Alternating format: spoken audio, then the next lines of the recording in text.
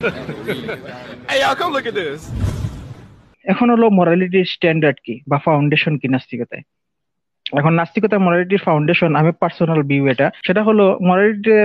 আমার personal view হলো standard হলো আপনার আনডিসকভার্ড ন্যাচারাল ল।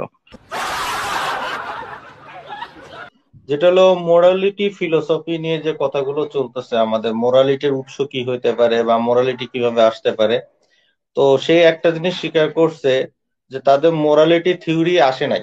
রাইট? যদি একটু রেসপন্স করলে ভালো হয় রনিন্দাস।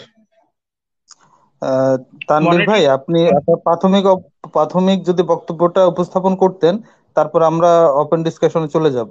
অথবা সংক্ষেপে করতে পারেন, আপনার মানে প্রাথমিক বক্তব্যটা তুলে ধরুন প্রথমে। হ্যাঁ। হ্যাঁ, আচ্ছা, তো এই যেটা প্রশ্নের উত্তর হচ্ছে, দিয়ে দিই, তারপর আপনি প্রাথমিক বক্তব্য দেন। এই প্রশ্নের উত্তর দিয়ে দিই, যেহেতু কোশ্চেন উত্তর দিয়ে দিই। আমাদের দেখতে হবে একটা পজিশনের পক্ষে জাস্টিফিকেশন কি আছে।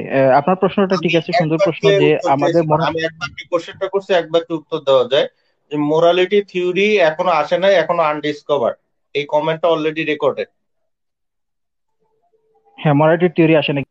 আচ্ছা, তাহলে মানে তাহলে হচ্ছে মানে হচ্ছে ডিবেট তো শুরুতেই শেষ। মানে যেটা কথা হয়েছে, মোরালিটি স্ট্যান্ডার্ড কি, মোরালিটি স্ট্যান্ডার্ড এখনো আসেই নাই, মানে তারা এখন আবিষ্কার করতে পারেনি, আনডিসকভার্ড আছে।